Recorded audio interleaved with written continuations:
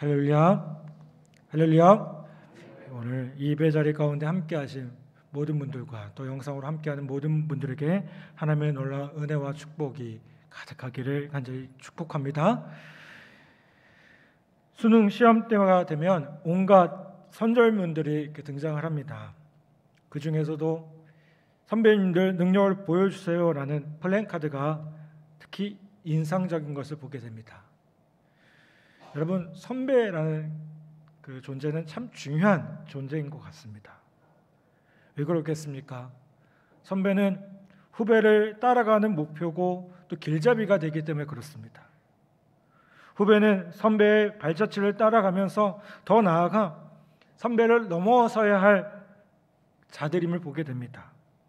따라서 인생에서 어떤 선배를 만나느냐에 따라서 삶의 모습들이 완전히 달라지는 것을 보게 돼요. 물론 우리가 만나고 따르고 싶어하는 선배는 어떤 선배들일까요? 능력 있는 선배들이고 뭔가 멋있는 선배들임을 보게 됩니다. 우리는 그들에게서 능력 있게 삶을 살아가는 방법을 전수받고 싶어함을 보게 됩니다. 여러분, 오늘 여러분 다 아시죠? 오늘 무슨 날입니까? 현충일입니다. 우리가 이 현충일에 우리가 무엇을 기억해야겠습니까? 이 땅과 이 민족을 위해서 수고한 우리 선배들이 있다는 겁니다.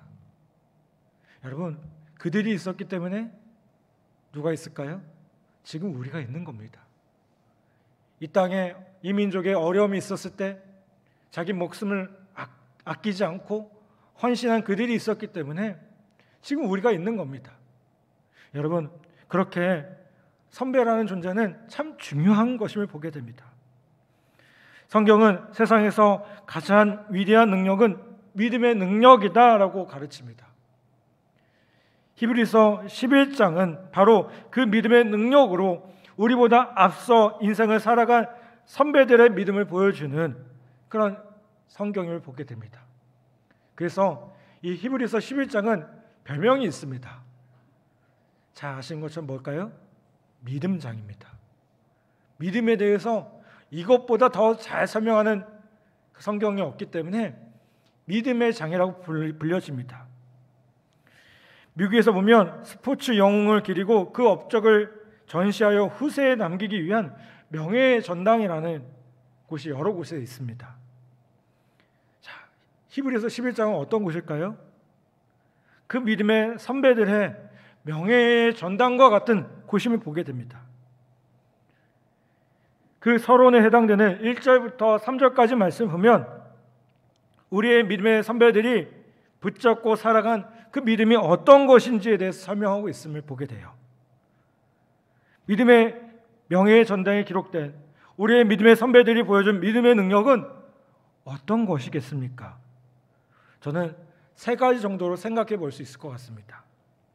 먼저는 믿음은 바랄 수 없는 것을 바라게 하는 것을 보게 돼요. 한번 따라서 봅시다. 믿음은 바랄 수 없는 것을 바라게 합니다. 여러분, 이게 무슨 뜻일까요? 믿음이라는 것이 희망이라는 거예요. 더 정확히는 믿음이 희망의 근거가 된다는 겁니다. 본문 1절에 보면 뭐라고 말씀합니까? 믿음은 바라는 것들의 실상이다 라고 얘기하죠. 여기서 이 실상이라는 단어는요, 헬라어로 히포스타시스라는 단어를 씁니다. 근데 이거는 어떤 의미가 있냐면 아래에서 받쳐준다라는 뜻을 가지고 있어요. 아래에서 받쳐준다. 무슨 말일까요? 믿음이요, 우리가 바라보는 그것을 받쳐주는 근거 혹은 기초가 된다는 겁니다. 우리가 인생을 살아가다 보면 더 이상 아무것도 바라볼 수 없는 절망의 벽을 만날 때가 있습니다. 이거 안 만나면 좋겠는데 때론 만납니다. 아니, 누구나 경험할 수도 있습니다. 그런데 믿음의 사람들은 어떤 사람들일까요? 이 절망의 벽을 넘어서 앞으로 나아가는 사람들이 믿음의 사람들임을 보게 됩니다. 왜요? 믿음이 바라보게 하거든요. 믿음이 있을 때 바랄 수 없는 것을 바라보게 하는 능력이 있기 때문에 그렇습니다. 우리가 잘 아는 믿음의 조상이라고 불려지는 아브라함이 있습니다. 우리가 뒤에서 또 나오지만 이 아브라함 갈대아 우르라는 그 땅에 희망 없이 살고 있었습니다. 그러다 어느 날 갑자기 절망의 땅을 떠나는 모험의 결단을 하게 됩니다. 믿음으로 가나안이라는 약속의 땅을 바라볼 수 있었기 때문에 그렇게 할 수 있었다는 겁니다. 여러분, 이 아브라함에게 문제가 있었죠. 어떤 문제가 있었습니까? 자식이 없었어요. 그렇죠? 이 고대 사회에서 자녀가 없다는 건요, 미래가 없다는 것을 말합니다. 아브라함은요, 이미 아기를 가질 수 없는 나이를 가졌습니다. 인간적인 생각해 보면 그것은 불가능한 일입니다. 그런데 로마서 4장 18절에 보면 뭐라고 말씀합니까? 아브라함이 바랄 수 없는 중에도 바랬다라고 표현합니다. 여러분, 왜 아브라함은 바랄 수 없는 중에 바랬을까요? 믿었기 때문에요. 믿음이 있었기 때문에 바랄 수 없는 중에도 바라는 믿음을 가질 수 있었다는 거예요.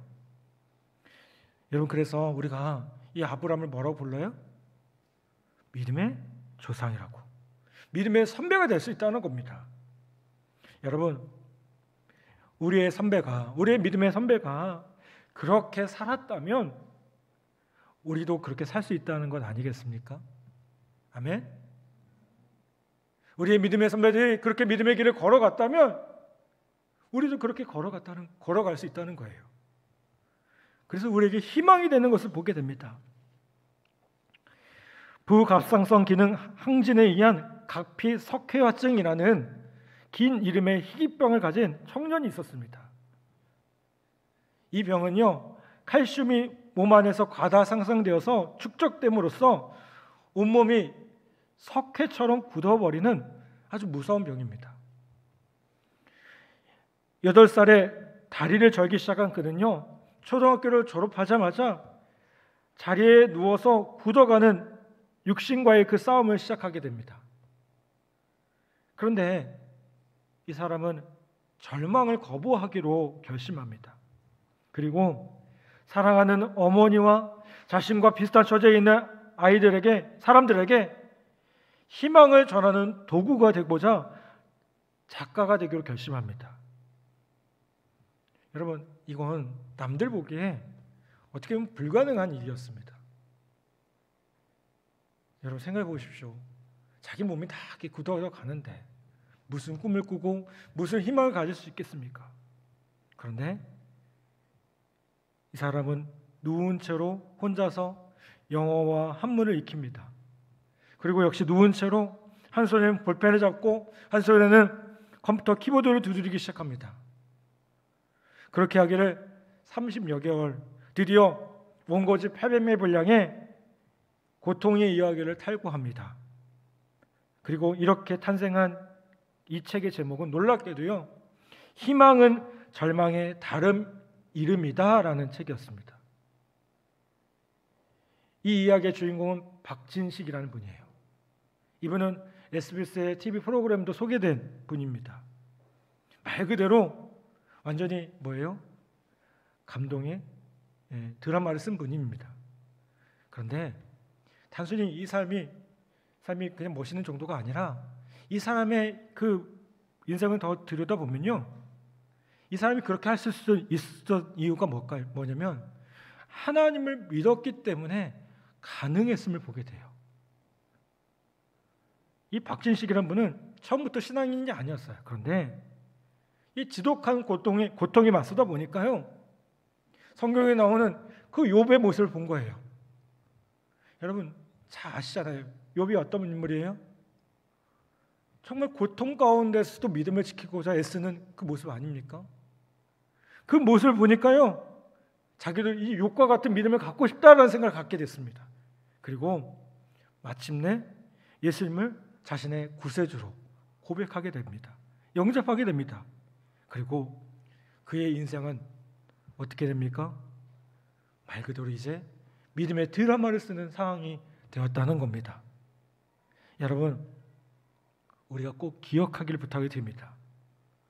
믿음은 단순히 그냥 뭔가 믿음을 갖는다는 정도가 아니고요. 바랄 수 없는 것들을 바라게 한다는 사실을, 불가능을 가능한 것으로 바꿀 수 있다는 사실을, 그 어려움을 뛰어넘어서 또 다른 것들을 소망하게 하신다는 사실을 우리 모두가 기억하기를 간절히 바랍니다. 또 믿음은 어떤 것이냐면 볼 수 없는 것을 보게 합니다. 또 한번 따라서 해보겠습니다. 믿음은 볼 수 없는 것을 보게 합니다. 이 말은 뭐냐면요, 믿음이라는 것이 비전이라는 거예요. 비전. 여러분, 비전이 무엇이겠습니까? 빌 할베스라는 목사님이 그 책에서 이런 얘기를 했어요. 믿음, 그 비전은 현상 넘어 있는 것을 보는 게 비전이다. 여러분, 비전이 뭡니까? 그냥 내 눈앞에 있는 것만 보는 게 아니라 뭘 보는 거예요? 그걸 넘어서 있는 것들을 보는 거예요. 이게 비전이라는 겁니다. 믿음은요, 절망을 희망으로 바꿀 수 있는 능력일 뿐만 아니라 미래를 창조하는 비전임을 보게 됩니다. 여러분, 하나님께서 어느 날 아브라함을 부르셨죠. 그리고 뭐라고 합니까? 내가 내게 지시할 땅으로 가라라고 하셨어요. 근데 여러분, 아브라함에게 그 땅이 어떤 땅인지 보여주셨습니까? 보였을까요? 아니요. 가나안 땅 보이지 않았습니다. 그런데 그의 눈으로는 보이지 않았지만 믿음의 눈으로 보니까 그것이 보였다는 겁니다. 그리고 그 약속을 신뢰하면서 믿음으로 나아갈 수 있었다는 겁니다. 여러분, 비전의 사람은요, 다른 사람들이 보지 못하는 것들을 봅니다. 그리고 자신이 보는 바를 따라서 행동합니다. 왜 그럴까요? 확신하니까요. 여러분, 우리 교회가 비전이 있어요. 어떤 비전이 있습니까? 여기 걸려 있죠. 크게 붙여놨습니다. 뭡니까?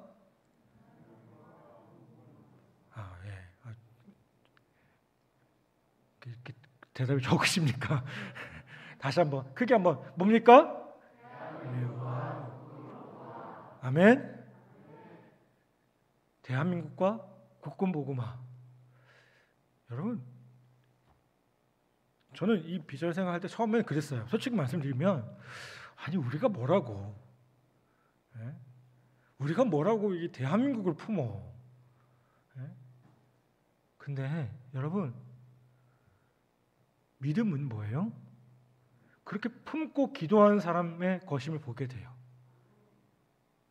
여러분, 그렇게 기도하고 우리가 대한민국을 품고 이 열방을 품고 이 나라 이민족을 품고 국군 복음화를 위해 품고 기도하면 하나님께서 분명히 역사하실 줄 믿습니다.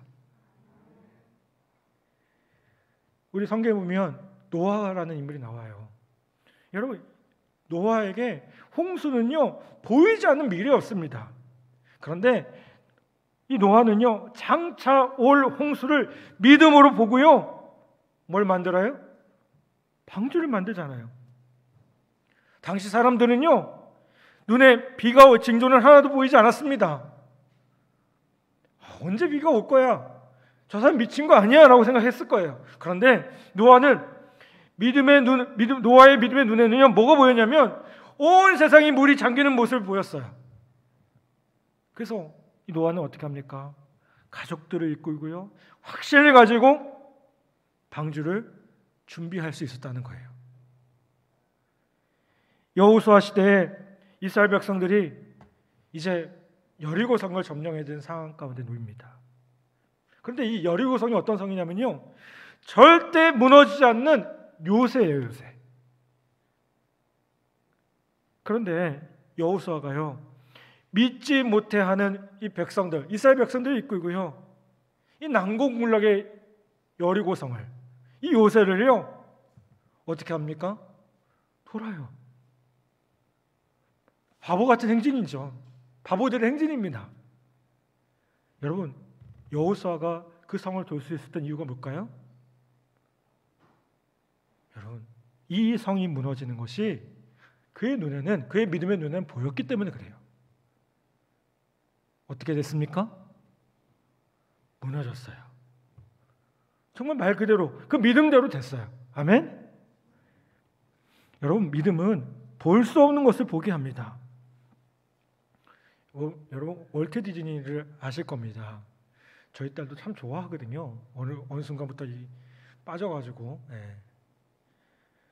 월트 디즈니가 자신의 꿈이었던 놀이동산을 디즈니랜드를 LA 근처에다 만들어냈습니다. 그런데 그것만으로 만족할 수 없는 거예요. 이 LA에서 겪은 그 시행착오를 경험을 살려서 좀 더 넓은 곳에서 좀 더 과학적으로 좀 더 자연 친화적인 놀이동산을 만들고 싶었습니다. 그래서 이 월트 디즈니가요 다시 플로리다 지역에 디즈니 월드라는 것을 만들기 시작합니다. 그런데 아쉽게도요 이 디즈니 월드가 오픈되기 전에 이 월트 디즈니가 세상을 떠나고 맙니다. 드디어 이제 디즈니 월드가 다 만들어져서 개막식이 열립니다. 그 개막식에서 유명인사 한 분이요 축사를 합니다. 그 축사 중에 월트 디즈니가 이 모습을 보지 못하고 먼저 간 것이 안타깝다는 말을 합니다. 그리고 이어서 이 월트 디즈니의 부인이 올라갑니다. 그리고 이런 답사를 합니다. 남편에 대해서 여러 좋은 말씀을 해주시니 감사합니다. 그런데 한 가지 수정할 것이 있습니다. 남편이 오늘 이 개막식을 보지 못해 안타깝다고 하셨는데 사실 남편은 오늘 이 동산에 열리는 것을 보면서 이랬다는 것을 말씀드리고 싶습니다. 그가 보았기 때문에 우리가 오늘 여기에 있는 것입니다. 이렇게 얘기했대요. 여러분, 이게 뭡니까? 이게 비전 아니겠습니까? 우리는 그저 눈에 보이는 것만, 내 앞에 있는 것만 보려고 합니다. 그게 어쩌면 당연할 수밖에 없죠.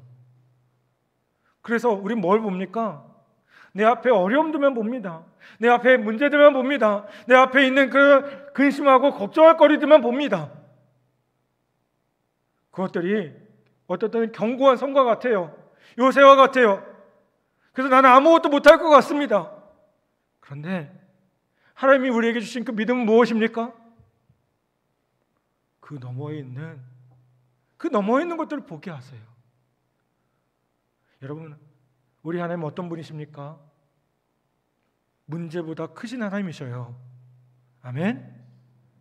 우리에게 그 현상을 뛰어넘어서 우리가 감히 볼 수 없는 것들을 보게 하시는 하나님이심을 보게 됩니다. 여러분, 오늘 그 하나님이 우리에게 볼 수 없는 것들을 보게 하실 줄 믿습니다.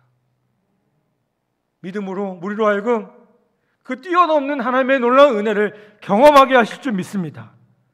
아멘. 마지막으로 믿음은요, 할 수 없는 것을 하게 하는 것을 보게 돼요. 한번 또 따라서 해보겠습니다. 믿음은 할 수 없는 것을 하게 합니다. 믿음이라는 것이 단순히 희망사항으로 끝나지 않습니다. 우리의 믿음이 진지하다면 반드시 구체적인 결과를 가져온다는 겁니다. 오늘 본문 2절에 보면 이 히브리서 기자는요, 그것들, 선지인들, 곧 선배들이 믿음으로 증거를 얻었다라고 얘기합니다. 여러분, 여기서 증거라는 것은요, 법적 효력이 있는 증거라는 뜻을 가지고 있어요. 이 무슨 말이냐면 그냥 단순히 마음에 이렇게 의심이 되는 그런 증거가 아니라, 심증이 아니라 물증이라는 거예요. 구체적인 증거가 된다는 거예요. 그래서 어떤 영어 성경에 보면 이 본문의 증거를요, 뭐라고 하냐면 아주 분명하게 써놓습니다. 영어로 good report라고 써요. 이 정도면 발음 괜찮죠? good report. 여러분 다 아시잖아요. 무슨 뜻일까요? 좋은 결과라는 거예요. 좋은 보고서라는 거예요. 여러분, 그런데 대부분의 경우 어떤 모습입니까? 이 그 좋은 결과들은요, 사실 불가능한 상황 속에서 이루어진 것임을 보게 돼요. 우리 요셉 아시잖아요.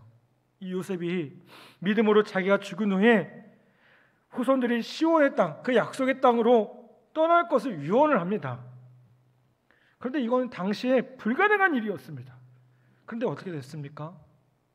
그 요셉의 유언대로 이루어져요. 어떻게 이루어집니까? 제가 새벽에 요즘에 출애굽기 말씀을 같이 나누고 있는데요.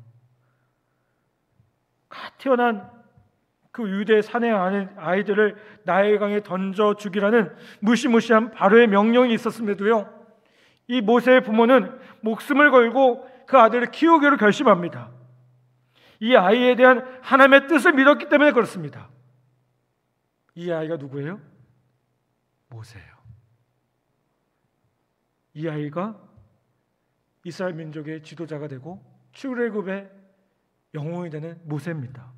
그리고 마침내 이 모세를 중심으로 어떻게 됩니까?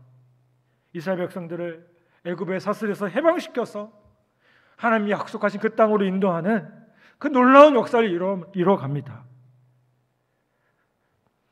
이런 이야기를 할 때마다 자주 받는 질문 중에 하나는 성경적 믿음과 신념은 어떻게 다릅니까? 라는 질문을 해요. 여러분, 어떻게 다를까요? 여러분, 믿음이라는 것은요, 신념을 포함을 합니다. 그런데 출발에 있어서 근거가 다르고요, 결과에 있어서도 신념을 넘어서는 것이라고 생각이 들어요. 왜 그럴까요? 여러분, 신념의 출발은 뭘까요? 내가 어떤 신념을 갖는다. 이건 어떤 의미입니까? 근거가 나 자신이에요. 내가 이런 믿음을 갖고 있어. 꼭 이루어질 거야. 근데 여러분, 믿음의 근거는 뭘까요? 하나님의 말씀이에요. 아멘? 여러분, 이 하나님의 말씀이 바로 눈에 보이는 거대한 세상을 만드는 보이지 않는 힘을 보게 됩니다. 그래서 3절에 보면 이렇게 말씀합니다. 믿음으로 모든 세계가 하나님의 말씀으로 지어진 줄을 우리가 아나니? 라고 말씀합니다. 여러분, 여기서 말씀은요, 헬라어로 우리가 흔히 말하는 루고스라는 단어가 아니라 레마라는 단어를 씁니다. 뭐냐면 하나님께서 선포하시는 말씀, 곧 역동적인 살아있는 말씀이 이 세상을 만든다는 거예요. 그분의 말씀 안에서 세상이 만들어지고 있고요, 세상이 빚어지고 있고요, 세상이 운행되어지고 있다는 겁니다. 여러분, 히브리서 11장의 말씀을 읽으면서 우리가 확인하겠지만 우리의 믿음의 선배들은 이 하나님의 살아있는 말씀을 믿음으로 붙잡고 할 수 없는 일들을 할 수 있었다는 거예요. 그들은 우리의 믿음의 선배로서, 우리의 선배로서 믿음의 능력을 보여줍니다. 여러분, 그렇다면 이제 누구 차례입니까? 이제 우리 차례예요. 믿음의 선배들이 우리에게 그렇게 보여주었다면 우리가 이제 다음 세대들에게, 우리의 자녀들 위해, 우리 다음 세대들에게 그 모습을 보여줄 때라는 겁니다. 여러분, 우리 시대는요, 우리 시대대로 우리 믿음의 선배들이 살았던 세대와 비교할 수 없는 문제들이 있습니다. 자, 그걸 모르지 않아요. 코로나라는 이 상황들 참 힘들죠. 참 힘듭니다. 제가 예배 때마다 여러분들 예배 드릴 때 마스크 꼭 끼라는 얘기를 드려요. 사실요, 저도 이게 마스크가 참 불편해요. 여러분, 한번 이 자리에서 한번 이렇게 마스크 끼고 설교해 보세요. 쉽지 않아요. 가장 얇은 거 끼는데도요, 어떨 때 그냥 막 이렇게 뜯어버리고 싶어요. 이해가 되실지 모르겠지만, 이렇게 말하다 보면 자연스럽게 또 이렇게 침이 나오거든요. 요즘에 이렇게 침 냄새가 나는지 모르겠어요.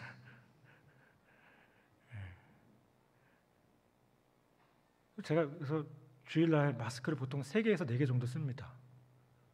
왜냐면 이게 한번 예배 드리면 이게 이렇게 촉촉해져요. 또 쓸 수가 없는 거예요. 여러분, 제가 마스크 얘기만 했지만 사실 참 어려운 시간들을 보내고 있어요. 학교에서 보니까 뭐 이렇게 학교에서 이렇게 코로나 방역 관련된 분들 꼭 그 얘기 하더라고요. 어디 나가지 말라고. 어떻게 안 나갑니까? 저는 그런 얘기 들 때부터 미워요. 그분 저희 상관이거든요. 미워요. 아니 좀 여기까지 말래요.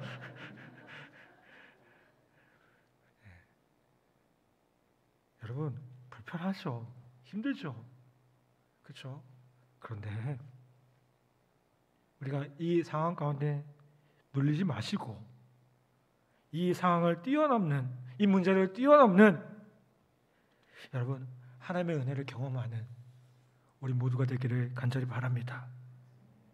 여러분 이게 가능할까요? 본문은 뭐라고 말씀합니까? 예! 가능합니다. 가능합니다. 믿으면 됩니다. 문제는 어떻게 믿을 수 있냐는 거예요. 여러분 무엇보다 하나님 말씀 앞에 나아가기를 바랍니다.